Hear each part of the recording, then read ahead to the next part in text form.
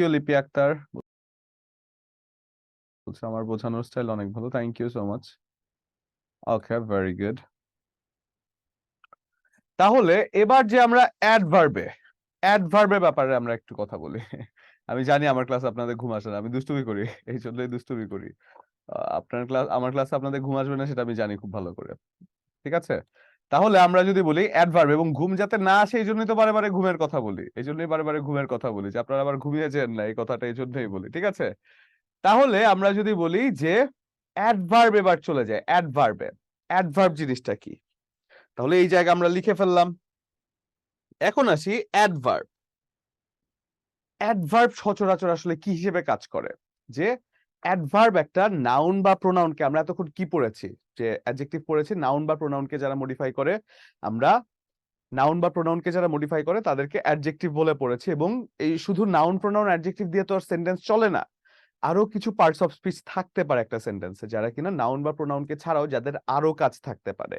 সেই কাজের মধ্যে অ্যাডভার্ব একটা জিনিস, অ্যাডভার্বের একটা কাজ আছে, বা অ্যাডভার্ব একটা পার্টস অফ স্পিচ হিসেবে কাজ করে, যেটা কিনা কোনো নাউন বা প্রোনাউনকে ছাড়া, কোনো নাউন বা প্রোনাউনকে ছাড়া বাকি সবাইকে মডিফাই করতে পারে। ঠিক আছে, না ভার্ব এখনো পড়া হয়নি স্যার, আমরা আর কিছুক্ষণের মধ্যে ভার্ব পড়বো।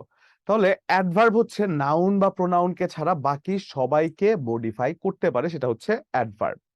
অ্যাডভার্ব ভার্বকে মডিফাই করতে পারে, অ্যাডভার্ব অ্যাডজেক্টিভকে মডিফাই করতে পারে, অ্যাডভার্ব নিজেকেও মডিফাই করতে পারে, এমনকি অ্যাডভার্ব পুরো সেন্টেন্সটাকেও মডিফাই করতে পারে। কিভাবে আসেন তো একটু দেখি, কিভাবে মডিফাইয়ের কাজটা করে, আসেন একটু দেখে ফেলি। ফর এক্সাম্পল আমি বলছি হি টক্স স্মার্টলি। টক্স হচ্ছে কথা বলা, এই টক্স এর ব্যাপারে মেকআপ করে কে, টক্স এর ব্যাপারে সুন্দর করে তথ্য দেয় কে, টক্স এর ব্যাপারে আরো মেকআপ করছে কে, একটু বলেন তো আমাকে, টক্স কে মেকআপ করছে বা মডিফাই করছে কে, বলেন তো আমাকে একটু কমেন্ট করে, টক্স কে মেকআপ করছে কে? স্মার্টলি, এক্স্যাক্টলি, স্মার্টলি মেকআপ করছে। তাহলে এই টক্স কে স্মার্টলি মেকআপ করছে। টক্স কি একটা ভার্ব না, একটা কাজ, একটা কাজ। টক্সলি, টক্স কথাটা, টক্স মানে কি, কথা বলা, তাহলে টক্স যে ভার্বটা তাকে মডিফাই করছে, স্মার্টলি কথাটা ভার্বকে মডিফাই করছে, অ্যাডভার্ব। আমি যদি বলি যে হি is a very good boy, এই জায়গায় বয়কে মডিফাই করছে গুড, গুডকে মডিফাই করছে ভ্যারি, তাই না? আমি যদি বলি হি ইজ আ বয়, বয়কে মডিফাই করছে গুড, যেটা আমরা এতক্ষণে অ্যাডজেক্টিভ পড়ার সময় জেনেছি। বয় একটা নাউন, নাউনকে মডিফাই করছে অ্যাডজেক্টিভ, এবং অ্যাডজেক্টিভকেও মডিফাই করছে কে, অ্যাডভার্ব।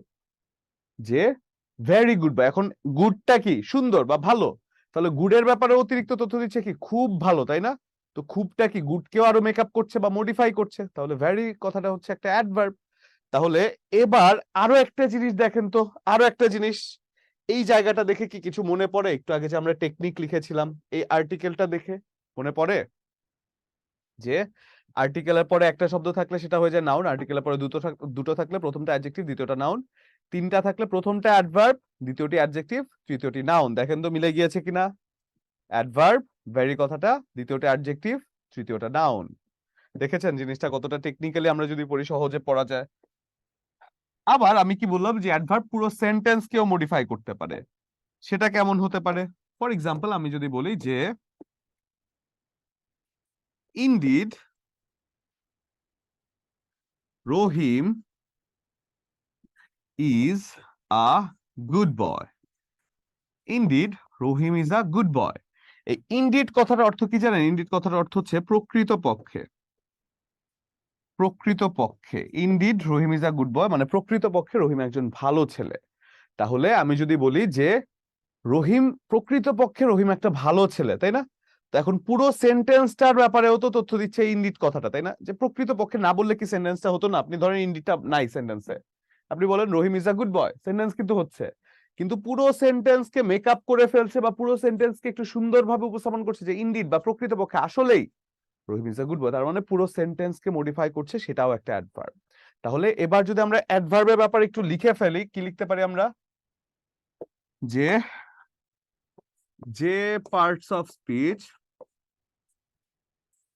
যে পার্টস অফ স্পিচ কোনো নাউন বা প্রোনাউনকে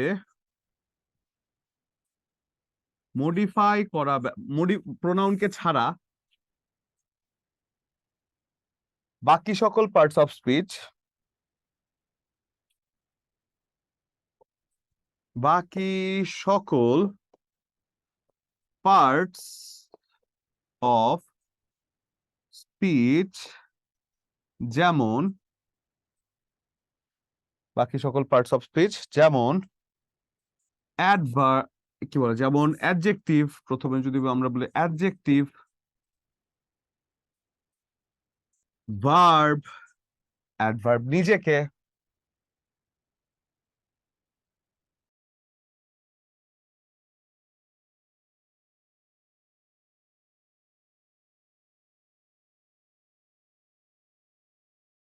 অ্যাডভার্ব নিজেকে, এমনকি পুরো সেন্টেন্সকে মডিফাই করার সামর্থ্য রাখে, মডিফাই করার সামর্থ্য রাখে, তাই অ্যাডভার্ব হয়। পুরো সেন্টেন্সকে মডিফাই করার সামর্থ্য রাখছে, সেটাই হয়ে যায় অ্যাডভার্ব। এখন অ্যাডভার্ব কোন একটা সেন্টেন্সে যদি খুঁজে বের করতে হয়, সেন্টেন্সটাকে কোথায়, কখন, কেন, কিভাবে দ্বারা প্রশ্ন করলে যে উত্তর পাওয়া যায়, তাই অ্যাডভার্ব। আমি যদি বলি কোন সেন্টেন্সকে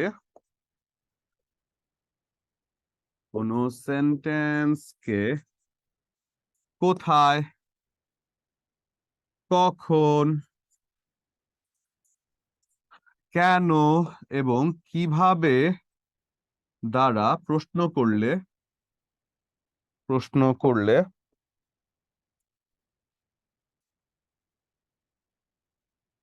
উত্তরে যে পার্টস অফ স্পিচ পাওয়া যায় তাই অ্যাডভার্ব হয়। কোথায়, কখন, কেন, কিভাবে দ্বারা প্রশ্ন করলে উত্তরে যে পার্টস অফ স্পিচ পাওয়া যায়, তাই অ্যাডভার্ব। উপরে লিখতে পারেননি? আচ্ছা ঠিক আছে, পুরোটা আবার দিচ্ছি, তাহলে এই জায়গাটা একটু লিখে ফেলবেন।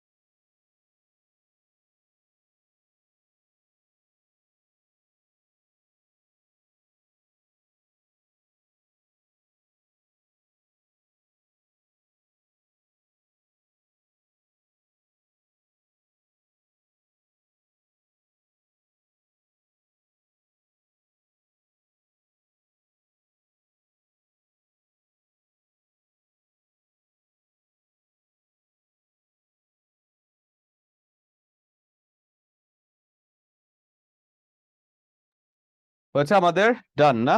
তাহলে পুরো সেন্টেন্সকে যখন মডিফাই করতে পারে, সেটাই হয়ে যায় কোথায়, কখন, কেন, কিভাবে দ্বারা প্রশ্ন করলে যে পার্টস অফ স্পিচ উত্তর পাওয়া যায়, তাহলে সেটাই হয়ে যায় অ্যাডভার্ব, তাই তো? এখন আমরা যদি সেন্টেন্সে বলি, for example, Rahim Tux smartly, এই টক্স কে মডিফাই করছে স্মার্টলি কথাটা। আমি যদি বলি Sheela is a very beautiful girl, very কথাটা একটা অ্যাডভার্ব।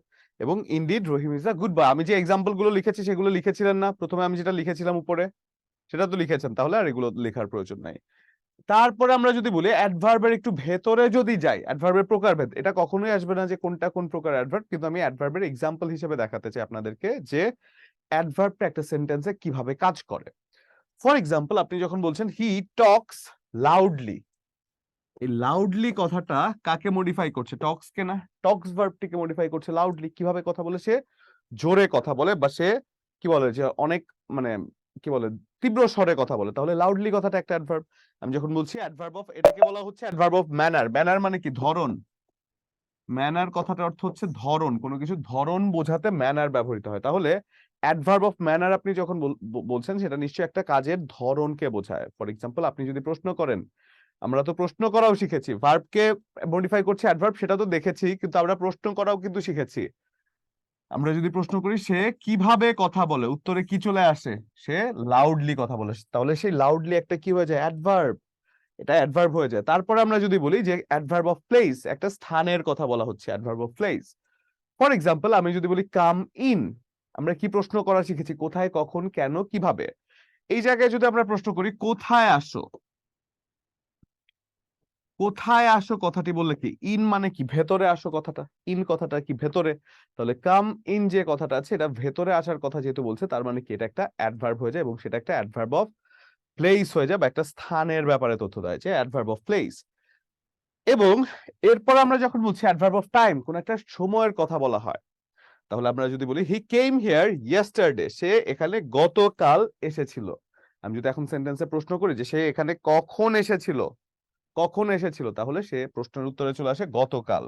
আমি যদি বলি প্রশ্নের উত্তরে কখন সে এখানে এসেছিল, তাহলে এখানে উত্তরে চলে আসে গতকাল এসেছিল। সেক্ষেত্রে কেম হিয়ার ইয়েস্টারডে, এই গতকাল হয়ে যাচ্ছে, এটা একটা অ্যাডভার্ব এবং অ্যাডভার্ব অফ, না এই জায়গার মধ্যে প্রিপোজিশন হিসেবে ব্যবহৃত হয় না। প্রিপোজিশন তো নাউন বা প্রোনাউনের পূর্বে বসে না, ইন এখানে প্রিপোজিশন না, কারণ ইনটা এর পরে, প্রিপোজিশন হতে হলে তো তারপরে আরো কিছু থাকতে হতো। প্রিপোজিশন সচরাচর কিসের পূর্বে বসে সেটা আমরা প্রিপোজিশন আরেকটু পরে যখন যাব তখন পুরোটাই ক্লিয়ার হয়ে যাবে যে এটা কেন প্রিপোজিশন না। এরপর আমি যদি বলি অ্যাডভার্ব অফ রিজন, রিজন মানে কি? রিজন মানে হচ্ছে কোনো কিছুর কারণ, তাই না? তাহলে অ্যাডভার্ব অফ রিজন হচ্ছে কোনো কিছুর কারণকে বোঝানোর ক্ষেত্রে যে অ্যাডভার্বটা ব্যবহার করা হয়। ফর এক্সাম্পল আপনি যদি বলেন রহিম দেয়ারফর লেফট দ্য স্কুল, রহিম এই কারণে স্কুলটি ত্যাগ করেছিল, তাহলে এই দেয়ারফর যে কথাটা, এই দেয়ারফর কথাটা হয়ে যাচ্ছে একটা অ্যাডভার্ব। এবং আমি যদি বলি যে রহিম কেন স্কুলটি ত্যাগ করেছিল, কেন প্রশ্নের উত্তরে এই দেয়ারফর কথাটাই চলে আসে, তাহলে সেটা একটা অ্যাডভার্ব হয়ে যায়। এরপর আমরা যদি বলি adverb of degree, he is fully prepared, সে সম্পূর্ণরূপে প্রস্তুত আছে, তাহলে ফুললি কথাটা কি প্রিপেয়ার্ড কে মডিফাই করছে। প্রিপেয়ার্ড কি একটা ভার্ব না? প্রিপেয়ার্ড মানে কি প্রস্তুত। তাহলে এই ফুললি কথাটা প্রিপেয়ার্ড কে মডিফাই করে প্রিপেয়ার্ড এর ব্যাপারে একটা তথ্য দিচ্ছে। তাহলে এই ফুললি কথাটা যেহেতু প্রিপেয়ার্ড এর ব্যাপারে একটা তথ্য দিচ্ছে, নিঃসন্দেহে এটা হয়ে যাচ্ছে কি একটা অ্যাডভার্ব অফ ডিগ্রি। সেক্ষেত্রে হি ইজ ফুললি প্রিপেয়ার্ড, সে পুরোপুরি প্রিপেয়ার্ড আছে, এটা একটা অ্যাডভার্ব অফ ডিগ্রি হিসেবে এই সেন্টেন্সে কাজ করছে। এবং তারপরে যদি আমি যাই যে অ্যাডভার্ব অফ ইন্টেন্সিফায়ার, ইন্টেন্সিফায়ার কি? ইন্টেন্সিফায়ার হচ্ছে কোনো কিছুর গুরুত্ব বাড়িয়ে দেয় যখন কোন একটা শব্দ কোন একটা সেন্টেন্সের বা কোন একটা অ্যাডজেক্টিভের বা কোন একটা ভার্বের যখন গুরুত্ব বাড়িয়ে দেয়, বা পুরো একটা সেন্টেন্সেরই ধরেন গুরুত্ব বাড়িয়ে দিল, তাই তো? তো এখন কিভাবে গুরুত্বটা বাড়ানো যায় দেখেন তো এসে একটু। যদি আমি বলি শিওরলি ইউ আর মিস্টেকেন, এই শিওরলি কথাটার মানে কি? আমি নিশ্চিত বা নিশ্চিতভাবে, আমি নিশ্চিত বা নিশ্চিতভাবে, তাই না শিওরলি কথার অর্থ? তাহলে আমি নিশ্চিত বা নিশ্চিতভাবে তোমার ভুল হয়েছে, ইউ আর মিস্টেকেন, তুমি ভুল করছো। তাহলে আমি নিশ্চিত বা নিশ্চিতভাবে যে কথাটা আমি বলছি সেটা নিশ্চয়ই একটা, নিঃসন্দেহে একটা অ্যাডভার্ব হিসেবে কাজ করছে, কারণ পুরো সেন্টেন্সকে মডিফাই করছে না। এই শিওরলি কথাটা ছাড়াও কিন্তু সেন্টেন্স হয়, দেখেন তো। ইউ আর মিস্টেকেন, তোমার ভুল হচ্ছে, সেন্টেন্স হয়, কিন্তু আমি যখন শিওরলি কথাটা বলছি পুরো সেন্টেন্সকে প্রভাবিত করে বলছি যে শিওরলি ইউ আর মিস্টেকেন, নিশ্চিতভাবে তোমার ভুল হয়েছে, তাহলে সেটা একটা অ্যাডভার্ব। তারপরে আমরা যদি বলি অ্যাডভার্ব অফ ডাউন টোনার, আগে যেটা ছিল ইন্টেন্সিফায়ার বা গুরুত্ববর্ধক, এখন সেটা হয়ে যাচ্ছে ডাউন টোনার বা গুরুত্ব কমিয়ে দিচ্ছে এমন বোঝায়, যে শব্দটা গুরুত্ব কমিয়ে দিচ্ছে। ফর এক্সাম্পল আমি যদি বলি I can hardly see you, আমি তোমাকে প্রায় দেখতেই পারছি না, এই হার্ডলি কথাটা কি? না না, এলওয়াই থাকলে অ্যাডভার্ব হয় না, সেটা আমি দেখাচ্ছি। এলওয়াই থাকলে যে অ্যাডভার্ব হয় না কেন সেটা আমি দেখাচ্ছি। এখন দেখেন আমি যদি বলি I can hardly see you, এই হার্ডলি কথাটার অর্থ কি? যে আমি তোমাকে প্রায় দেখতেই পাচ্ছি না বা কদাচিৎ দেখতে পাই। কদাচিৎ মানে কি জানেন? একেবারে কম দেখতে পাচ্ছে এমন। তাহলে এই হার্ডলি কথাটা যেহেতু বলা হচ্ছে, একটা অবস্থান বোঝানো হচ্ছে যে আমি তোমাকে প্রায় দেখতে পাচ্ছি না, পুরো সেন্টেন্সের একটা গুরুত্বটা কমিয়ে দিচ্ছে, অ্যাডভার্ব। তারপর আমি যদি বলি adverb of affirmation or negation, যে শব্দগুলো পুরো সেন্টেন্সের হা বোধক, পুরো সেন্টেন্সকে হা বোধক বা না বোধক সেন্টেন্সে পরিণত করে, সেটা হচ্ছে affirmation or negation. For example আপনি যদি বলেন yes I know him, yes I know him পুরো সেন্টেন্সকে মডিফাই করছে ইয়েস কথাটা। তাহলে এই ইয়েস কথাটা যেহেতু পুরো সেন্টেন্সকে মডিফাই করছে, নিঃসন্দেহে একটা অ্যাডভার্ব হয়ে যাচ্ছে, কারণ এই ইয়েস কথাটা দ্বারা পুরো সেন্টেন্সের একটা হা বোধক ব্যাপারটা বোঝাচ্ছে, যে yes I know him, adverb. এখন আমি যদি বলি যে অ্যাডভার্ব যদি না হয়ে আমি যদি ইয়েস না বলে নো যদি আমি বলি, তাহলে সেটাও তো অ্যাডভার্ব।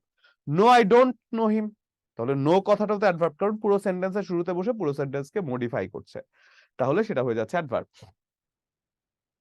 এখন আমি যদি বলি যে এলওয়াই থাকলেই কেন অ্যাডভার্ব হয় না, এলওয়াই থাকলে অনেকের ধারণা আছে যে এলওয়াই মানেই, এলওয়াই দেখা মানেই সেটা অ্যাডভার্ব হয়ে যায়। আমাদের অনেক স্টুডেন্টেরই ধারণা আছে যে স্যার এলওয়াই আছে তার মানে অ্যাডভার্ব, তাই তো? তাহলে এই জায়গাটা একটু দেখি আমরা যে এলওয়াই থাকলে কেন অ্যাডভার্ব হয় না। ফর এক্সাম্পল আমি যদি বলি হি ইজ আ ফ্রেন্ডলি পারসন, এবং আমি যদি বলি হি বিহেভস ফ্রেন্ডলি, এই ফ্রেন্ডলি আর এই ফ্রেন্ডলি, দুই ফ্রেন্ডলি মানে কি হবে বলেন তো? এই দুই ফ্রেন্ডলির মধ্যে কোনটা কি? ফ্রেন্ডলি অ্যাডজেক্টিভ, প্রথম ফ্রেন্ডলি অ্যাডজেক্টিভ। হুম, তারপরটা সেকেন্ডটা, সেকেন্ডে অ্যাডভার্ব। একটা কথাই দেখেছেন, একটা কথাই এলওয়াই যুক্ত একটা কথাই কিন্তু এক এক জায়গায় এক এক ভাবে ব্যবহৃত হচ্ছে। এটাই হচ্ছে একটা সেন্টেন্সে ব্যবহার বুঝে আমরা সেটাকে বলতে পারি যেটা কোন পার্টস অফ স্পিচ। আমরা যে মুখস্থ করব যে এটা আছে মানে এটা অ্যাডভার্ব হয়ে যায়, এটা আছে মানে অ্যাডজেক্টিভ হয়ে যায়, হ্যাঁ, তবে most of the cases LY যুক্ত জিনিসগুলো অ্যাডভার্ব হয়, কিন্তু দ্যাট ডাজন্ট মিন যে আপনি মুখস্থ করে ফেলবেন যে স্যার এটা আছে মানে অ্যাডভার্ব, এটা থাকলে অ্যাডভার্ব হয়ে যায়। এটা কিন্তু নট নেসেসারি, এটা এভাবে মনে রাখা সহজ, মানে এটা এভাবে মনে রাখা উচিত না, কারণ এটা আপনাকে ভুল করাবে, ঠিক আছে? তাহলে অ্যাডভার্ব যদি আমাদের শেষ হয়, এবার আমরা একটু যাই ভার্বের মধ্যে। ভার্ব একটা বিশাল এরিয়া, হ্যাঁ, ভার্ব হচ্ছে একটা বিশাল এরিয়া। তাহলে অ্যাডভার্ব পর্যন্ত তো ক্লিয়ার সবার? একটু একটু বলবেন তো, অ্যাডভার্ব পর্যন্ত সবার ক্লিয়ার না? ক্লিয়ার? আচ্ছা, যদি আপনাদের থামস আপ দিলেও আমি বুঝবো, থামস আপ মানে এটা এই আঙ্গুল যদি দেখান থামস আপ, তাহলে আমি বুঝবো যে ক্লিয়ার, ঠিক আছে? আচ্ছা, ঠিক আছে, ভেরি গুড। তার মানে আমরা দেখলাম জিনিসটা যে অ্যাডভার্ব পর্যন্ত আমাদের ক্লিয়ার, ভেরি গুড। তাহলে অ্যাডভার্বের পরের পার্টস অফ স্পিচ গুলোতে আমরা একটু যাই চলে। তাহলে অ্যাডভার্বের পরে যে পার্টস অফ স্পিচ আছে সেগুলোর ব্যাপারে আমরা একটু কথা বলি, যে জায়গার মধ্যে একটা ভার্ব আছে, তাই তো? তো ভার্বের ব্যাপারে যখন আমরা কথা বলছি, এই ভার্ব জিনিসটা কি? ভার্ব হচ্ছে কোনো কিছুর কাজ, কোনো একটা কাজ করাকে বলে ভার্ব, তাই না? এখন যদি আমরা বলি যে ভার্ব একটা সেন্টেন্সে কেন ব্যবহৃত হয়, স্যার আপনার মতো টিচার আগে পেলে আমার লাইফ দরকার। আচ্ছা, থ্যাংক ইউ সো মাচ গোলাপি খাতুন। তাহলে আমরা যদি বলি একটা সেন্টেন্সে ভার্ব কেন প্রয়োজন, ভার্ব কেন দরকার হয়, সেক্ষেত্রে দেখেন তো, আমি একটা কথা বলছি, দুটো কথা আমি বলছি, একটু আমাকে দেখে বলবেন। ধরেন আমি বলছি হি ইজ আ বয়, এবং আমি বলছি mother of a baby boy. এখানে সেন্টেন্স কোনটা? হি ইজ আ বয় এবং he mother of a baby boy. He is a boy এবং mother of a baby boy, sentence কোনটা? হ্যান্ড রেজ করে বলতে পারেন চাইলে।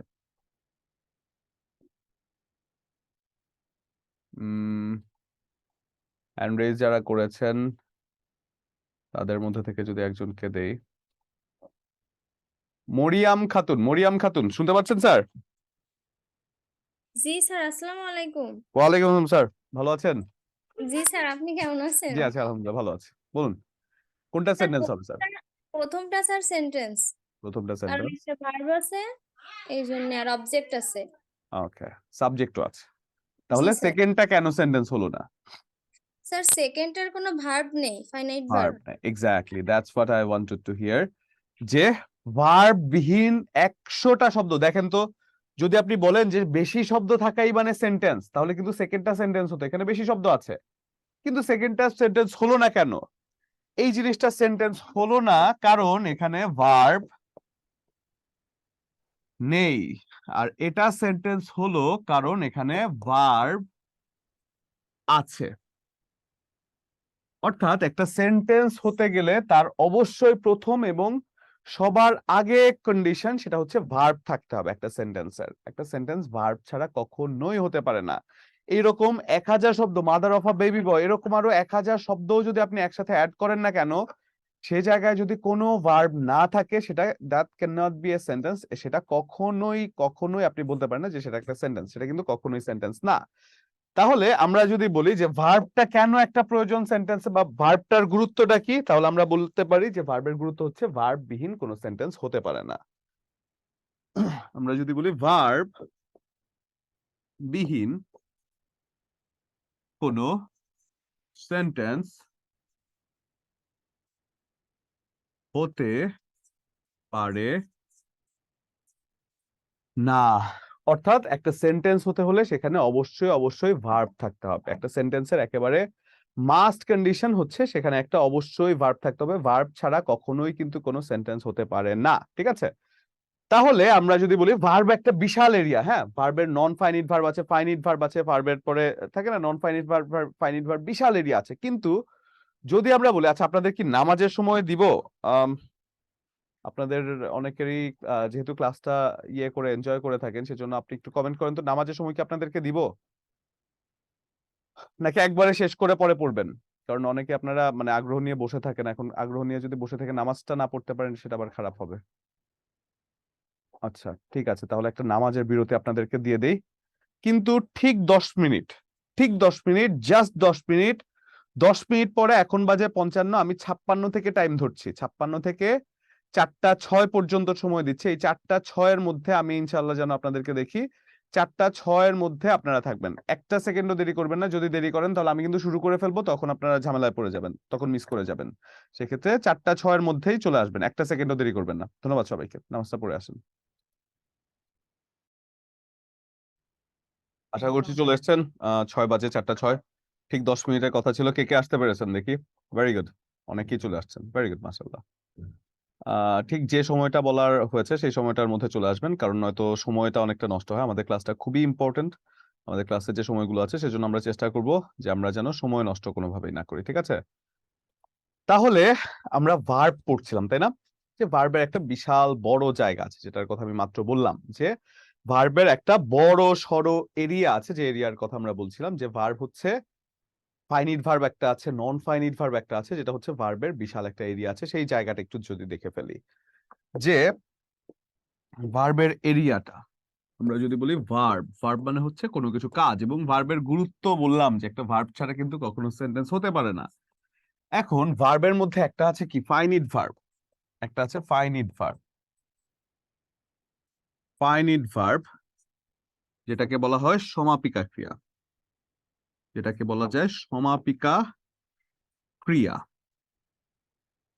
এবং অপরটিকে বলা যায় নন ফাইনিট ভার্ব বা অসমাপিকা ক্রিয়া।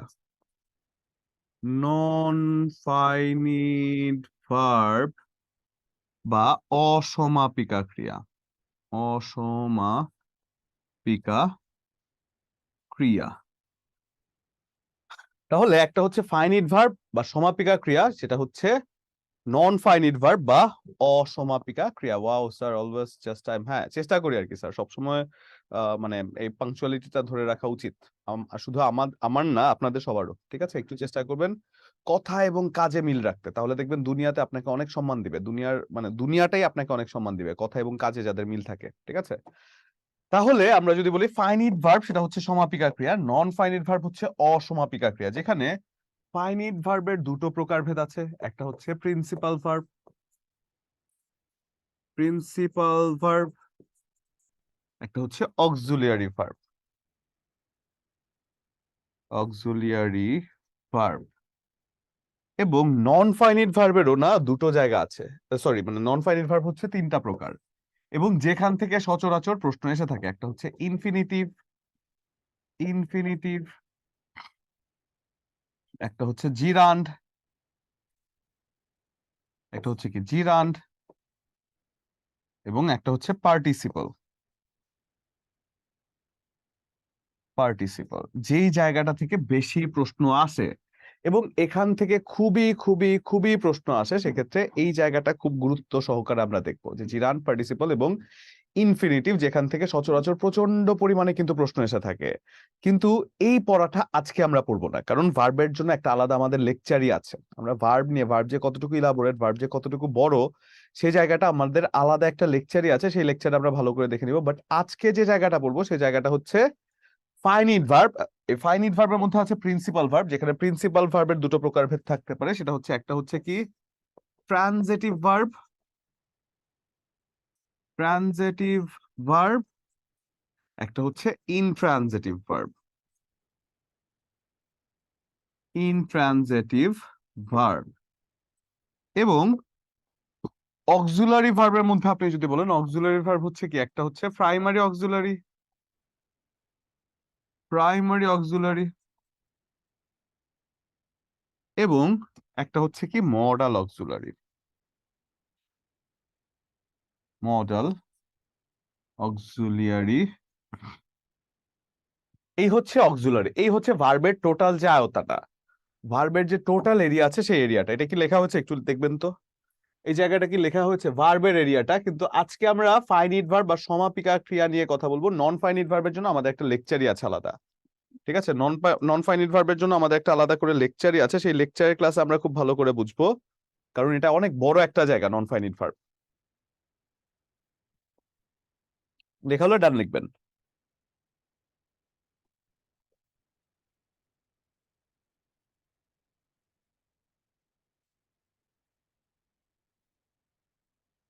আচ্ছা, এবার আসেন আমরা যাই যে ভার্বের মধ্যে একটা আছে ট্রানজিটিভ, ইনট্রানজিটিভ। আমরা ফাইনিট ভার্ব নিয়ে আজকে কথা বলবো, যে জায়গায় ফাইনিট ভার্ব হচ্ছে সমাপিকা ক্রিয়া। তো ফাইনিট ভার্ব বা সমাপিকা ক্রিয়া আসলে বুঝবো কিভাবে একটা সেন্টেন্সে কোন ভার্বটা দ্বারা কাজটা সমাপ্ত হচ্ছে। নন ফাইনিট ভার্বটা হচ্ছে, আচ্ছা যারা লিখতে পারেননি তারা একটু স্ক্রিনশট নিয়ে ফেলবেন আগে, হ্যাঁ? যাদের লেখাটা একটু স্লো আছে তারা একটু স্ক্রিনশট নিয়ে ফেলবেন, তাহলে হয়তো বা একটু সুবিধা হয়, সবাই তাহলে মানে তাড়াতাড়ি লিখতে পারে আর কি। লেখা তো বড় করে লিখেছি স্যার, কিন্তু বড় এভাবে যদি করতে যাই আপনার তো পুরো মানে ইয়েতে আসবে না। লেখা তো বড় যদি আমি করতে যাই তাহলে আপনারা তো পুরোটা স্ক্রিনে পাবেন না।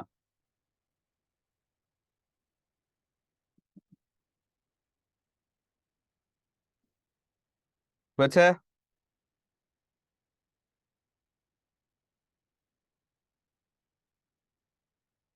স্ক্রিনশট হয় না, হয়তো হওয়ার কথা তো। ওকে, এবার আসেন আমরা যদি যাই ভার্বের মধ্যে ফাইনিট ভার্ব এবং নন ফাইনিট ভার্ব, যে জায়গাটা খুবই গুরুত্বপূর্ণ, খুবই মানে আসে চাকরি পরীক্ষায় ফাইনিট ভার্ব থেকে, নন ফাইনিট ভার্ব থেকেও। নন ফাইনিট ভার্বটা আমরা লেকচারে পড়বো, বাট আজকে ফাইনিট ভার্ব নিয়ে কথা বলবো। সে জায়গায় ফাইনিট ভার্ব হচ্ছে কোনো একটা কাজ সম্পাদিত হয় যে ভার্বটা দিয়ে, সে ভার্বটা হচ্ছে ফাইনিট ভার্ব।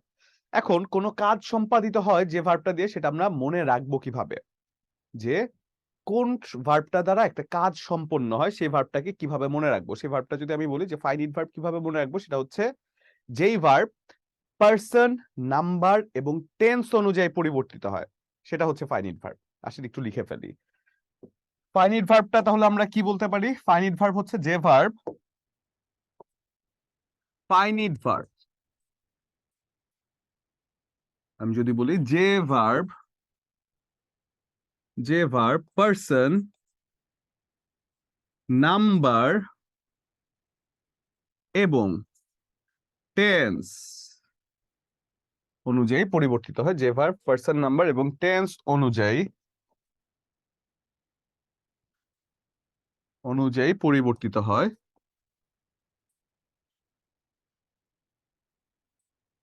তাই ফাইনিট ভার্ব।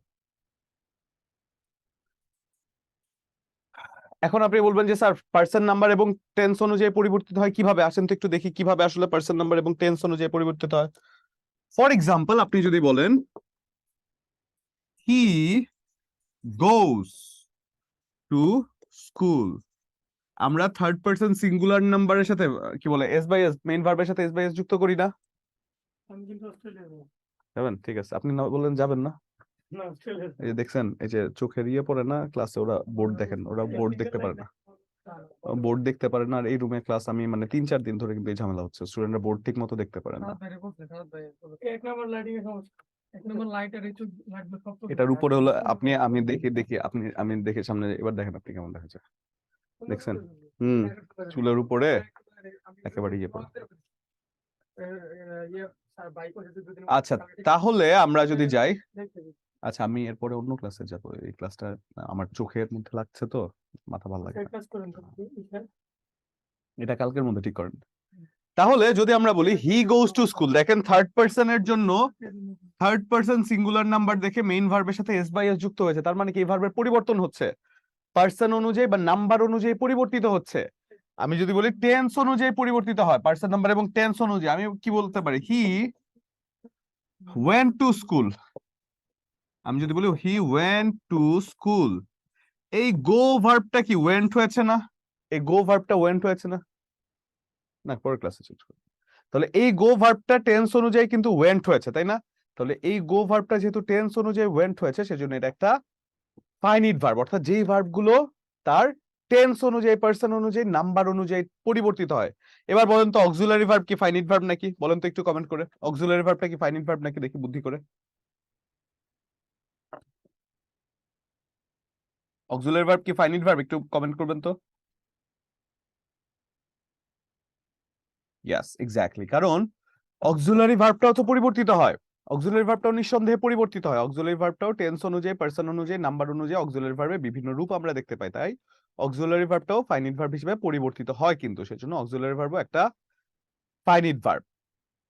এবার যদি আমরা বলি যে ফাইনিট ভার্বের এই জায়গাটা গেল, এখন ফাইনিট ভার্বের মধ্যে দুটো প্রকার ভেদ আছে, একটা হচ্ছে ট্রানজিটিভ ভার্ব, একটা হচ্ছে ইনট্রানজিটিভ ভার্ব। ট্রানজিটিভ ভার্ব কি, যে ভার্বের অবজেক্ট থাকে, ইনট্রানজিটিভ ভার্ব কি, যে ভার্বের অবজেক্ট থাকে না। ফর এক্সাম্পল, আপনি যখন বলছেন হি ইজ ইটিং রাইস, এই ইটিং এর পরে একটা রাইস আছে না? এই ইটিং এর পরে একটা রাইস আছে, তাহলে ইটিং এর পরে যদি আমি একটা রাইস বলতে পারি, তাহলে রাইসটা কি অবজেক্ট না? ভার্বের পরে একটা অবজেক্ট আছে, তাহলে এটা একটা ট্রানজিটিভ ভার্ব, অর্থাৎ যেই ভার্বের অবজেক্ট থাকে। ফর এক্সাম্পল, আমি যখন বলছি দ্য বার্ডস আর ফ্লাইং, এই ফ্লাইং এর পরে কোনো অবজেক্ট আমি দেখতে পাচ্ছি না, তাহলে এটা একটা ইনট্রানজিটিভ ভার্ব। সেক্ষেত্রে যে ভার্বের অবজেক্ট আছে সেটা হচ্ছে ট্রানজিটিভ, যে ভার্বের অবজেক্ট নাই সেটা হচ্ছে ইনট্রানজিটিভ। এবং অক্সিলারি ভার্বের মধ্যে যদি আমরা বলি প্রাইমারি অক্সিলারি এবং মডাল অক্সিলারি, প্রাইমারি অক্সিলারি সাধারণত কোনো একটা সেন্টেন্সের মোড বোঝাতে সাহায্য মানে টেন্স বোঝাতে সাহায্য করে, মডাল অক্সিলারি কোনো একটা সেন্টেন্সের মোড বোঝাতে সাহায্য করে। আগে আসেন এই জিনিসটা একটা একটা করে গুছিয়ে গুছিয়ে বুঝে নেই। প্রথমেই বলা হচ্ছে ট্রানজিটিভ ভার্ব। ট্রানজিটিভ ভার্ব, আমি যদি বলি যে ভার্ব এর অবজেক্ট আছে তাই ট্রানজিটিভ ভার্ব হয়, যে ভার্বের অবজেক্ট আছে তাই ট্রানজিটিভ ভার্ব হয়। ট্রানজিটিভ ভার্ব হয়, তাহলে আমি ফর এক্সাম্পল আমি যদি বলি হি ইটস রাইস, তাহলে এটা একটা ট্রানজিটিভ ভার্ব, কারণ এটা একটা অবজেক্ট আছে। এবং আমি যদি বলি intransitive verb, intransitive verb, intransitive verb, আমি যদি বলি যে ভার্বের, যে ভার্ব এর অবজেক্ট অবজেক্ট নেই তাই intransitive verb. Verb for example, আমি যদি বলি the birds fly, the birds fly, এই ফ্লাই এর পরে অবজেক্ট নাই, তাই এটা একটা ইনট্রানজিটিভ ভার্ব হয়ে গিয়েছে। অর্থাৎ এই জায়গার মধ্যে একটাই কথা, সেটা হচ্ছে যে যেই ভার্বের অবজেক্ট আছে সেটা ট্রানজিটিভ, যে ভার্বের অবজেক্ট নেই সেটা ইনট্রানজিটিভ। পরীক্ষা আছে কিভাবে জানেন? একটা সেন্টেন্স দিয়ে, ধরেন হি ইটস রাইস, এই ইটস এর নিচে আন্ডারলাইন করে বলা হলো এটা কোন ভার্ব, তাহলে অবজেক্ট পরে যখন দেখতে পাচ্ছেন ট্রানজিটিভ। তাহলে আপনি যদি বলেন এখানে যদি বার্ডস ফ্লাই, এখানে যদি ফ্লাই কে বলে, এটা কোন ভার্ব? ইনট্রানজিটিভ, কারণ অবজেক্ট নাই। তাহলে ট্রানজিটিভ ইনট্রানজিটিভ ক্লিয়ার?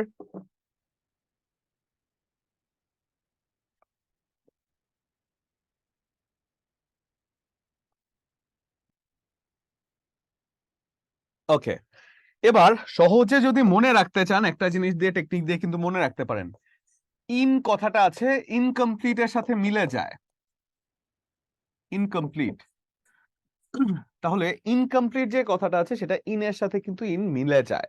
তাহলে কেন মিলে যায়?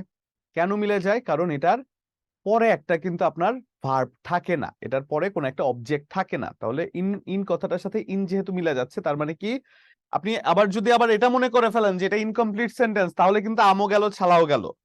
ইনকমপ্লিট সেন্টেন্স না, কিন্তু এটা একটা ভার্ব আছে, এটা অবশ্যই কমপ্লিট একটা সেন্টেন্স। কিন্তু আপনি যদি ইনের সাথে ইন বসিয়ে মিলিয়ে মনে রাখতে চান, তাহলে আপনি কিভাবে বলতে পারবেন যে দ্য বার্ডস ফ্লাই, এটার পরে একটা যদি আপনি ইন দ্য স্কাই থাকতো, তাহলে কিন্তু জিনিসটা শুনতে আরো ভালো লাগতো। আপনার কাছে কিছু একটা মনে হচ্ছে সেন্টেন্স হয়েছে, কিন্তু still you are missing something, আপনি চিন্তা করছেন কিছু একটা থাকলে ভালো হতো, তাহলে সেটা হয়ে যাচ্ছে ইনট্রানজিটিভ ভার্ব, যেটা কিনা ইনকমপ্লিট। তার মানে ইনের সাথে ইন যদি মিলে ফেলি তাহলে সেটা হয়ে যায় ইনট্রানজিটিভ, যেখানে অবজেক্ট নাই।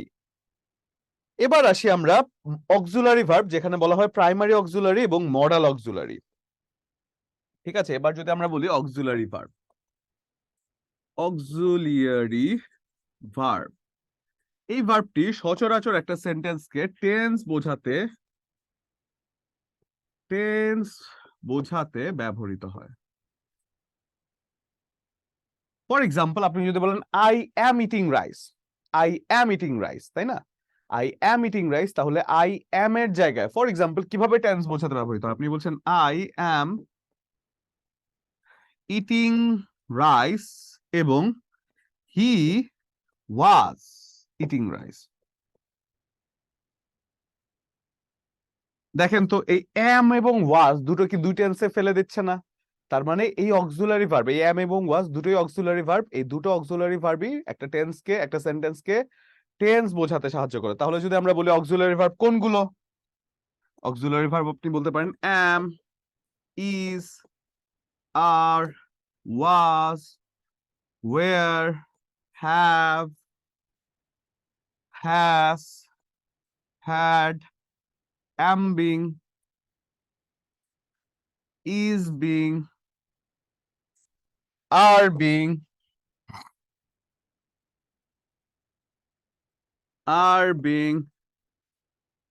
was being, were being, have been, has been,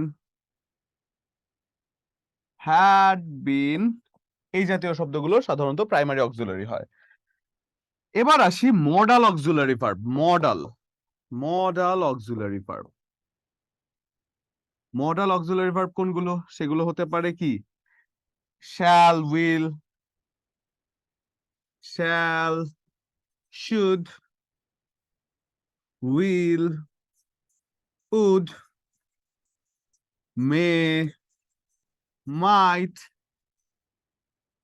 can, could, ought to, used to, must, এই জাতীয় কথা মডাল অক্সিলারি হয়। তাহলে মডাল অক্সিলারি ব্যাপারে যখন আমরা বলছি যে মডাল অক্সিলারি, তাহলে একটা সেন্টেন্সে কি হিসেবে ব্যবহৃত হয়, কিভাবে? এখন মডাল অক্সিলারি হচ্ছে একটা সেন্টেন্সে মোড বোঝাতে ব্যবহৃত হয়। হ্যাঁ, যে মডাল অক্সিলারি দ্বারা একটা সেন্টেন্সের মোড বোঝানো যায়। ফর এক্সাম্পল, আপনি যখন মডাল অক্সিলারি বলছেন, যে ফর এক্সাম্পল একটা সেন্টেন্স যদি আপনি বলেন যে you should do the work, you should do the work. দেখেন তো, এখানে ডু দা ওয়ার্ক বললেও কিন্তু সেন্টেন্স হতো, কিন্তু যখন বলছে you should do the work, তোমার কাজটি করা উচিত, সেন্টেন্সটা কি একটা মুড বোঝাচ্ছে না, একটা মুড বোঝাচ্ছে না, মানে সেন্টেন্সটা কি তোমার কাজটা করা উচিত, ভাব বোঝাচ্ছে না। আমরা সচরাচর যে ভাব বলি সেটাই কিন্তু মোড ইংরেজিতে, মুড বলে কোনো কথা নেই। আমরা অনেক সময় বলি যে সে আমার সাথে মুড দেখাচ্ছে, আসলে মুড বলতে কোনো কথা নেই স্যার, আনফরচুনেটলি কথাটা হচ্ছে মোড। এবং এই মডাল অক্সিলারির একটা মানে জলজ্জান্ত এক্সাম্পল হচ্ছে, ছোটবেলায় আমি আমার নানা নানুর মধ্যে কথা যেটা দেখেছিলাম আপনাদেরকে বলি। ছোটবেলা আমার নানা নানু যখন আমাদের বাসায় আসতো, তখন আমার নানাকে আমি দেখতাম নানুর সাথে কথা বলতো কি, যেটা দিল না কেন, নানু বলছে যে দিয়েছি দেখলো না কেন। তো আমি না অবাক হয়ে যেতাম যে কি, এই ভদ্রলোকটা এভাবে কথা কেন বলছে, সরাসরি কোনো কথা বলে না, দিয়েছি দেখলো না কেন, হলো না কেন, নানু নানাকে বলছে যে দেখলো না কেন। তো আমি বললাম, পরে আম্মুকে আমি জিজ্ঞাসা করছি যে আম্মু এরকম করে কথা বলে কেন? পরে আম্মু বলে যে বড়রা এভাবেই কথা বলে, তুমি মানে যখন বড় হবা তখন বুঝতে পারবা। বড় হয়ে এতটুকু বুঝেছি যে তারা মডাল অক্সিলারিতে কথা বলেছেন, কারণ মুড কমে যাবে তো তাদের। নানু যদি ডাইরেক্ট নানাকে বলে, নানুর একটা মুড কমে যাবে, নানা যদি ডাইরেক্ট নানুকে বলে তাহলে তারও একটা মুড কমে যাবে। এবং এটাই হচ্ছে মডাল অক্সিলারি, সরাসরি কথা না বলে একটা ভাব নিয়ে কথা বলা, বুঝছেন?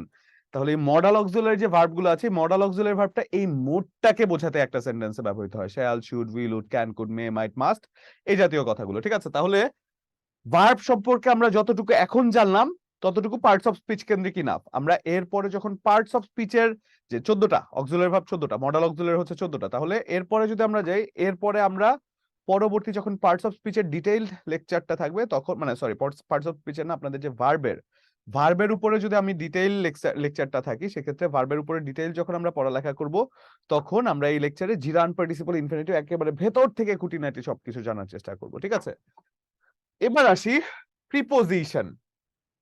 এই জায়গা থেকে এখন আমি যে জিনিসটা পড়াবো সেই জায়গা থেকে 40তম বিসিএস একটা প্রশ্ন, 44তম বিসিএস একটা প্রশ্ন, 45তম বিসিএস একটা প্রশ্ন এসেছে, কিন্তু সেই প্রশ্নটা কি জানেন? কোন জায়গায় কোন শব্দটা প্রিপোজিশন হিসেবে বসে সেটা না, কোন জায়গায় কোন শব্দটা প্রিপোজিশন হিসেবে বসে এমন ছিল না প্রশ্নটা ছিল অন্যরকম, যে প্রিপোজিশন আসলে বসে কোথায়, প্রিপোজিশন আসলে কোন জায়গায় বসে, সেই জায়গাটা আমি সূক্ষ্ম করে যে জায়গাটা দেখাবো, এই জায়গাটা অনেক স্টুডেন্টরা ইভেন অনেকেই জানে না, অনেক সিনিয়র আছেন যারা জানেন না, যে এই জায়গা থেকে কিন্তু একটা প্রশ্ন আসে এবং সেটা খুবই বেসিক একটা জায়গা। এবং এটা আমি এখন যেটা বলবো আপনাদেরকে, সেটা আপনাদের ফ্রি হ্যান্ড রাইটিং ও এনরিচ করতে সাহায্য করবে। সেটা হচ্ছে প্রিপোজিশন একটা সেন্টেন্সে কিভাবে কাজ করে, প্রিপোজিশন কিভাবে একটা সেন্টেন্সকে ইনফ্লুয়েন্স করতে পারে, সেই জায়গাটা। না না, হ্যাঁ, নন ফাইনিট ভার্বটা আমরা ভার্বের ক্লাসে পড়বো, নন ফাইনিট ভার্বের যে আমাদের ক্লাস আছে তখন নন ফাইনিট ভার্বটা আমরা পড়বো। এখনো কিন্তু প্রিপোজিশনের কিন্তু ইলাবোরেটিভ ভার্সনে যাব না, প্রিপোজিশনের জন্য আপনাদের দুটো লেকচার আছে সামনে, প্রিপোজিশনের জন্য আমাদের দুটো লেকচার আছে, একটা হচ্ছে প্রিপোজিশন, একটা হচ্ছে অ্যাপ্রোপ্রিয়েট প্রিপোজিশন। সেই জায়গায় আমরা দেখবো কোন শব্দের আগে কোন শব্দের পরে কোন শব্দ বসে, সেটা তখন দেখবো। এখন যে কাজটা করব, এখন শুধু দেখবো প্রিপোজিশন আসলে বসে কোথায়, মানে পার্টস অফ স্পিচ কেন্দ্রিক যে পড়ালেখা আছে সেটা এখন দেখবো। তাহলে আমরা যদি বলি প্রিপোজিশন, একটা কথা আছে প্রিপোজিশন, তাই না? এখানে প্রি একটা কথা, পজিশন একটা কথা, তাই না? প্রিপোজিশন, তাই তো? তাহলে প্রিটা কি, মানে প্রি মানে কি, প্রি কথাটার অর্থ কি? প্রি কথার অর্থ হচ্ছে পূর্বের, প্রি কথার অর্থ হচ্ছে পূর্বের। আর পজিশন কথার অর্থ কি? স্থান। তাহলে পূর্বের স্থান, প্রিপোজিশন কথার অর্থ হচ্ছে পূর্বের স্থান। তাহলে কার পূর্বের স্থান? নিশ্চয়ই পরে এমন কেউ আছে যার পূর্বের স্থানের কথা বলা হচ্ছে। তাহলে পরে এমন কে আছে যার পূর্বের স্থান বলা হচ্ছে? ইন্টারজেকশন, হ্যাঁ, এগুলো পড়ারও হবে তো। Mariam Mehjabin, identification of parts of speech আর ইন্টারচেঞ্জ, এগুলো কি পড়ানো হবে? ইন্টারচেঞ্জ বলতে হ্যাঁ, ওগুলো ওয়ার্ড ফরমেশন। আপনারা এই ব্যাপারগুলো নিয়ে আপনাদের যে মানে লেকচার যে সিকোয়েন্স আছে সেই সিকোয়েন্স অনুযায়ী আমরা যাব, কিন্তু স্টিল মানে আমরা যখন ওয়ার্ড ফরমেশনে যাব তখন ইন্টারচেঞ্জটা আমরা ভালো করে বুঝবো। ঠিক আছে, তাহলে যদি আমরা বলি প্রিপোজিশন, আপনার যে লেকচার সিকোয়েন্স আছে সেই সিকোয়েন্সটা আপনি একটু দেখে ফেলবেন, তাহলে আপনারা বুঝতে পারবেন যে কোন লেকচারের পরে কোনটা। আমাদের প্রিপোজিশন কখন কোন শব্দটা বসে সেটার জন্য আলাদা একটা লেকচার আছে, ভার্বের জন্য নন finite verb, gerund participle infinitive, এটার জন্য আলাদা একটা লেকচার আছে, অ্যাপ্রোপ্রিয়েট প্রিপোজিশনের জন্য আলাদা একটা লেকচার আছে। এটা তো অনেক বড় জায়গা। তাহলে এই জায়গায় আমরা যেটা বুঝবো সেটা হচ্ছে পার্টস অফ স্পিচ কেন্দ্রিক পড়ালেখা, সেটা হচ্ছে প্রিপোজিশন হচ্ছে পূর্বের পজিশন। তাহলে কার পূর্বের পজিশন?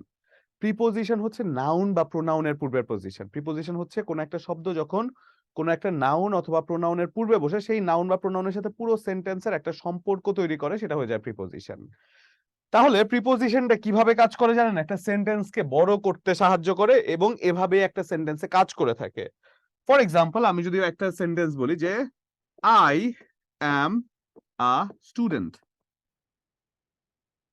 এটা কি একটা সেন্টেন্স না? নিঃসন্দেহে একটা সেন্টেন্স। যে আই অ্যাম আ স্টুডেন্ট, নিঃসন্দেহে এটা একটা সেন্টেন্স, তাই না? যে আই অ্যাম আ স্টুডেন্ট। আপনাদের বোর্ডটা বারবার হ্যাং করে, তো সেজন্য আমি লিখলেও অনেক সময় অনেক কথাগুলো উঠে না। তাহলে আমি যদি বলি আই অ্যাম আ স্টুডেন্ট, এই স্টুডেন্ট নিশ্চয়ই একটা সেন্টেন্স, এবং এরপরে অফ কথাটি বলে আপনি বিদ্যাবাড়ি কথাটি যুক্ত করছেন। এরপরে অফ কথাটি বলে আপনি বিদ্যাবাড়ি কথাটা যুক্ত করছেন। তাহলে এই বিদ্যাবাড়ি কি? বিদ্যাবাড়ি কোন পার্টস অফ স্পিচ? একটু কমেন্ট করবেন তো। বিদ্যাবাড়ি কোন পার্টস অফ স্পিচ জানেন আপনারা সবাই? বিদ্যাবাড়ি কি, কোন প্রকারের সেটা বলবেন। কোন প্রকার আমি জানি এটা আপনারা পারবেন। কোন প্রকারের সেটা বলেন। Proper noun, exactly proper noun, কারণ সুনির্দিষ্ট নাম, বিদ্যাবাড়ি সুনির্দিষ্ট একটা নাম। তাহলে এই একটা নাউনকে যেহেতু পুরো সেন্টেন্সের সাথে যুক্ত করছে এই শব্দটা, তাহলে এটা একটা প্রিপোজিশন হয়ে নাউন বা প্রোনাউনকে পুরো সেন্টেন্সের সাথে যুক্ত করে, এবং এটাই হচ্ছে প্রিপোজিশনের কাজ। এবং এই জায়গাটা থেকেই প্রশ্ন আসে, যেটা আমরা একটু পরে আরো আরো ডিটেইলে যে জিনিসটা জানবো। ঠিক আছে, তাহলে আগে প্রিপোজিশন আগে লিখে ফেলি, যে প্রিপোজিশন খুবই গুরুত্বপূর্ণ কথা কিন্তু, যে যে শব্দগুলো যে শব্দগুলো কোনো নাউন বা প্রোনাউনের এর পূর্বে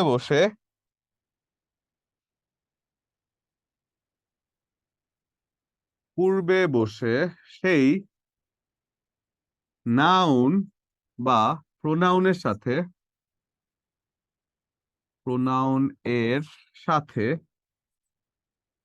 পুরো সেন্টেন্সের একটি সম্পর্ক সৃষ্টি করে।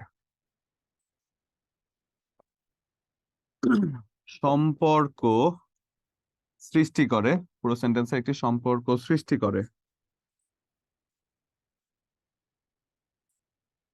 তাই প্রিপোজিশন। যে শব্দগুলো কোনো নাউন বা প্রোনাউনের পূর্বে বসে সেই নাউন বা প্রোনাউনের সাথে পুরো সেন্টেন্সের একটা সম্পর্ক সৃষ্টি করছে, তাই প্রিপোজিশন হয়। এখন এই সেন্টেন্সকে বড় করতেও কিন্তু প্রিপোজিশন কাজ করে। আপনি প্রিপোজিশন ছাড়া কিন্তু সেন্টেন্সকে বড় করতে পারবেন না। ফর এক্সাম্পল, আমরা উপরে যে কথাটা বলেছিলাম, আই এম আ স্টুডেন্ট, এই কথাটা আপনি যখন বলছেন, এই আই এম আ স্টুডেন্টের পরে অফ বিদ্যাবাড়ি সেন্টেন্সকে বড় করেছে। এরপর আমি যদি বলি ফ্রম দা কি বলে প্রাইমারি ব্যাচ, সেক্ষেত্রে আরো একটা শব্দকে যুক্ত করছে, তার মানে সেন্টেন্সকে বড় করতে প্রিপোজিশন কাজ করে থাকে। এই গেল প্রিপোজিশনের। এখন খুব সূক্ষ্ম একটা জায়গা, যে জায়গাটা থেকে প্রশ্ন আসে, সেই জায়গাটা আমরা যাব, যে কনজাংশন। প্রিপোজিশনের সাথে কনজাংশন, এই জায়গায় এক্সাম্পল লেখার জন্য দুটো লাইন খালি রাখবেন। এই জায়গায় প্রিপোজিশনের এক্সাম্পল আমরা আরো লিখবো। এখন আমরা একটু কনজাংশনটা লিখে ফেলি পাশাপাশি, এবং এই দুটো নিয়ে যে কনফিউশন, এটা নিয়েই প্রশ্ন আসে। কনজাংশন। এবার যদি আমরা বলি প্রিপোজিশন জাতীয় যে শব্দগুলো, প্রিপোজিশন জাতীয় যে শব্দগুলো কোনো সেন্টেন্সকে বা ক্লজকে অপর একটি সেন্টেন্স বা ক্লজ এর সাথে যুক্ত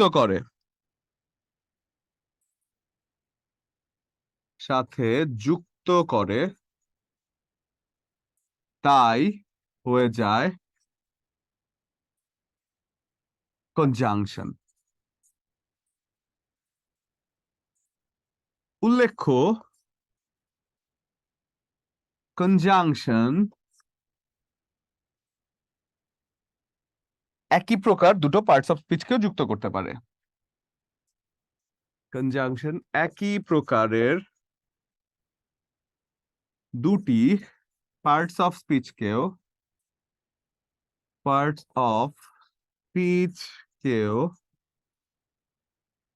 যুক্ত করতে পারে।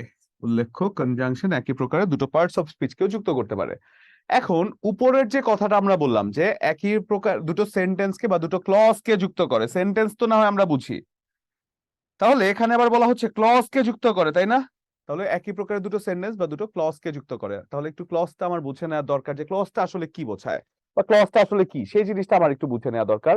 তাহলে আসলে একটু ক্লজটা বুঝবো, কিন্তু সেজন্য আমার একজন ভলেন্টিয়ার দরকার। আপনাদের মধ্যে যে কেউ একটু হ্যান্ড রেজ করবেন, তার সাথে কথা বলতে বলতে আমি একটু ক্লজটাকে বোঝানোর চেষ্টা করবো। আপনি হ্যান্ড রেজ করবেন, যে কেউ।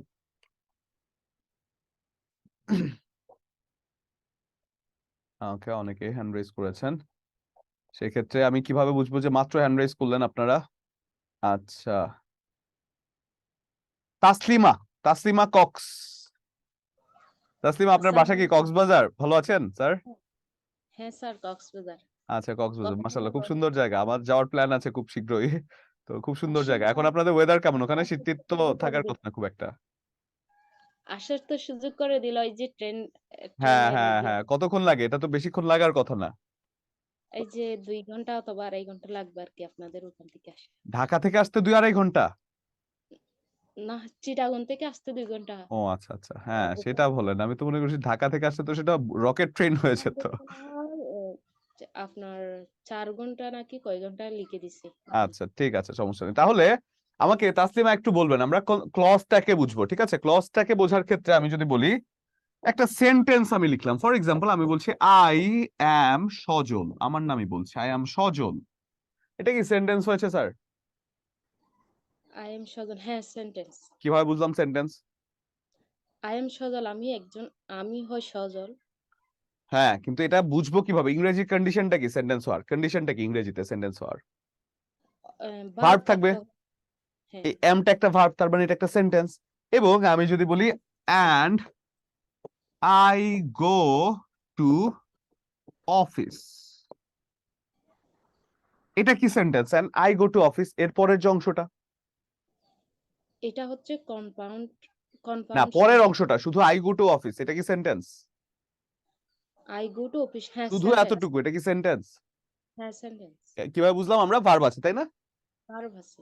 তাহলে পুরোটাও তো একটা সেন্টেন্স তাই না? I am Sajal and I go to office, পুরোটা একটা সেন্টেন্স, আবার এটা একটা সেন্টেন্স, আবার এটা একটা সেন্টেন্স। কনফিউজিং না জিনিসটা? আপনি যদি এই পুরো সেন্টেন্সের বড় একটা সেন্টেন্সের ছোট অংশ যেখানে একটা ফাইনিট ভার্ব থাকে, অর্থাৎ বড় সেন্টেন্সের মাঝখানে যে ছোট ছোট সেন্টেন্স থাকে যেখানে একটা ফাইনিট ভার্ব বা সমাপিকা ক্রিয়া থাকে, এই জায়গাটার নামটা যদি আপনি অন্য কিছু দিয়ে ফেলেন, সেটা কি খারাপ হয় স্যার? এই জায়গার নাম যদি আপনি অন্য কিছু দিয়ে ফেলেন তাহলে কিন্তু খারাপ হয় না। তাহলে এটাকে যদি আমরা ক্লজ বলি, অর্থাৎ সেন্টেন্সের মাঝখানে ছোট সেন্টেন্স যেখানে একটা ফাইনিট ভার্ব থাকে, এবং এটাকেও যদি আমি একটা ক্লজ বলি তাহলে কি খারাপ হয়? তাসলিমা বলুন তো আমাকে। না, ওকে, তাহলে এইটাই হচ্ছে ক্লজ, যে সেন্টেন্সের মাঝখানে ছোট সেন্টেন্স যেখানে একটা ফাইনিট ভার্ব থাকে। খুবই সূক্ষ্ম একটা জিনিস কিন্তু শিখে ফেলছেন। তাহলে ক্লজটা আমরা একটু লিখে ফেলি, যে ক্লজ সেন্টেন্স এর মাঝখানে একটি ছোট সেন্টেন্স, একটি ছোট সেন্টেন্স যেখানে একটি ফাইনিট ভার্ব থাকবে। ক্লজ হচ্ছে সেন্টেন্সের মাঝখানে একটি ছোট সেন্টেন্স যেখানে একটি ফাইনিট ভার্ব থাকবে, একটি ফাইনিট ভার্ব থাকবে বা সমাপিকা ক্রিয়া থাকবে। এটা কি লেখা হয়েছে? যে ক্লজ হচ্ছে সেন্টেন্সের মাঝখানে একটি ছোট সেন্টেন্স যেখানে নিঃসন্দেহে একটা ফাইনিট ভার্ব থাকবে, এবং ফাইনিট ভার্ব ছাড়া ক্লজ হতে পারে না। এবং এইরকম ফাইনিট ভার্ব যুক্ত দুটি সেন্টেন্স বা দুটি ক্লজকে যুক্ত করে কে জানেন? এই দুটি ক্লজকে যুক্ত করে কনজাংশন। এরকম ফাইনিট ভার্ব যুক্ত দুটো ক্লজকে যুক্ত করে থাকে কনজাংশন, যেটা আমরা প্রথমেই লিখেছি যে কনজাংশন দুটো ক্লজকে বা দুটো সেন্টেন্সকে যুক্ত করে থাকে, সেটা আমরা কিন্তু লিখেছিলাম, দেখেছেন? যে যে যে দুটো সেন্টেন্সকে বা দুটো ক্লজকে যুক্ত করে থাকে সেই শব্দগুলো হয়ে যায় কনজাংশন। উল্লেখ্য কনজাংশন একই প্রকার দুটো পার্টস অফ স্পিচকে যুক্ত করে থাকে। এবার যদি যাই আমরা, এই জায়গাটা লেখা হয়েছে কনজাংশন, বুঝেছেন? প্রিপোজিশনও বুঝেছেন। তাহলে আমাকে যদি বলেন যে Rahim is going to college with Sakib, এই উইথটা কি হবে? কে বলবেন হ্যান্ড রেজ করে? এই উইথটা কি? রোজিনা আক্তার, রোজিনা বলুন তো স্যার। আনমিউট করে দিয়েছে। ভালো আছেন স্যার? কনজাংশন হবে এটা। আসসালামু আলাইকুম স্যার। ভালো ভালো আছেন স্যার? জি স্যার, আলহামদুলিল্লাহ। আপনি ভালো আছেন স্যার? জি আছি আলহামদুলিল্লাহ, ভালো আছি স্যার। বলুন তো এটা কি হবে? এটা কনজাংশন হবে। কোনটা? উইথ। তাই? এরপরে কি ক্লজ দেখতে পাচ্ছেন রোজিনা? এরপরে উইথ এর পরে ক্লজ এটা প্রিপোজিশন হবে। প্রিপোজিশন হবে। আপনি প্রিপোজিশন বলতে বলতে কনজাংশন বলে ফেললেন না স্যার? এখন আপনার একটা দায়িত্ব থাকবে। আপনি যেহেতু ভুলটা করেছেন, আপনি যদি আরো একটা ভুল করেন তাহলে আপনি আমাদের সবার জন্য কফি খাওয়াবেন। ঠিক আছে? আচ্ছা, এরপরে যদি আমি বলি রহিম স্টুড বিফোর হার, এটা কি হবে? এই বিফোরটা কি হবে? এটা প্রিপোজিশন। প্রিপোজিশন, কারণ নাউন অথবা প্রোনাউনের পূর্বে বসে, এই প্রোনাউনের পূর্বে বসেছে এই প্রিপোজিশনটা, তাই নাউন এবং প্রোনাউনটার ক্ষেত্রে প্রিপোজিশনটাই নাউন এবং প্রোনাউনকে যুক্ত করে সেন্টেন্সের সাথে। তাহলে এটা যদি আমরা বলি আফটারটা, যে the students arrived at college after the bell rang, এই আফটারটা কি হবে? এটা প্রিপোজিশন। তাই? কফি খাওয়ানো তো মাস্ট আপনার। এটা কনজাংশন না, দুটো ক্লজকে যুক্ত করছে তো। ক্লজ জিনিসটা বুঝেছি না স্যার আমরা? ক্লজ হচ্ছে এখানে একটা ফাইনিট ভার্ব আছে, এখানেও একটা ফাইনিট ভার্ব আছে, এটা একটা ভার্ব না? অর্থাৎ দুটো ভার্ব যুক্ত সেন্টেন্সকে যখন যুক্ত করে এই প্রিপোজিশন জাতীয় শব্দগুলো, এই প্রিপোজিশন জাতীয় শব্দগুলো যখন দুটো ভার্ব যুক্ত অংশকে যুক্ত করে তাহলে সেটা কি হয়ে যায়? বলেন। কনজাংশন। কনজাংশন হয়ে যায়। ভুল করবেন? শিওর? জি স্যার। ওকে, দাঁড়ান, আপনি আপনি আমাকে কয়েকটা কোয়েশ্চেনের অ্যান্সার দিবেন, তারপরে আপনি মিউট করার প্রয়োজন নেই আপনাকে, এরপরে আমি কয়েকটা কোয়েশ্চেন ধরছি। ভুল কেন করলেন তাহলে এক্সাম্পলটা লিখে নেন, যে Rahim is going to college with Sakib, Rahim stood before her এবং the students arrived at college after the bell rang. এই জায়গার মধ্যে এই দুটো প্রিপোজিশনের এক্সাম্পল যেখানে আমি বলেছিলাম খালি জায়গা রাখতে, এবং এই জায়গাটা কনজাংশনের এক্সাম্পল লিখে ফেলবেন। ঠিক আছে, এই জায়গাটা প্রিপোজিশন, প্রথম দুটো প্রিপোজিশন এবং তারপরটা কনজাংশন। লেখা হলে একটু ডান লিখবেন।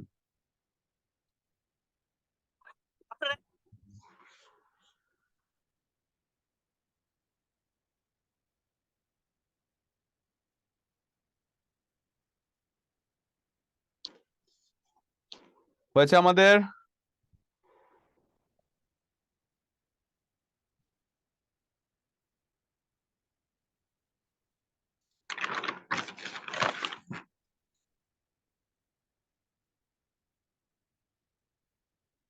ওকে, তাহলে যদি আমি বলি যে প্রিপোজিশন এবং কনজাংশনের যে ব্যাপারটা আছে সেটা যদি আমরা ক্লিয়ার করি, এবার আসি আমরা ইন্টারজেকশনে। ইন্টারজেকশনের মধ্যে যে জায়গাটা আসলে সচরাচর কোনো একটা মনের আবেগ, অনুভূতি, উচ্ছ্বাস, যে শব্দ দ্বারা কোনো মনের আবেগ, অনুভূতি, উচ্ছ্বাস এই জাতীয় জিনিসগুলো যে শব্দ দ্বারা ব্যবহৃত হয় সেটা হয়ে যাচ্ছে ইন্টারজেকশন। ফর এক্সাম্পল, আপনি যখন বলছেন হুররা we have finished learning parts of speech, দুনিয়ার সব থেকে সহজ পার্টস অফ স্পিচ হচ্ছে এটা, এটা ভুল করার কোনো সুযোগ আছে? আপনি এক্সক্লামেটরি সাইন দেখবেন, ইন্টারজেকশন, দুনিয়ার সব থেকে সহজ জিনিস, যে এক্সক্লামেটরি সাইন দেখবেন এবং যেটা দিয়ে মনের আবেগ, অনুভূতি, উচ্ছ্বাস প্রকাশ করছে সেটাই একটা ইন্টারজেকশন হিসেবে সেন্টেন্সে ব্যবহৃত হয়। তাহলে এই সেন্টেন্সটা একটু পড়ে দেখেন তো, সেন্টেন্সটা কি সত্যি কথা বলছে যে হুররা we have finished learning parts of speech? এই সেন্টেন্সটা কি সত্যি কথা বলছে? দেখেন তো একটু।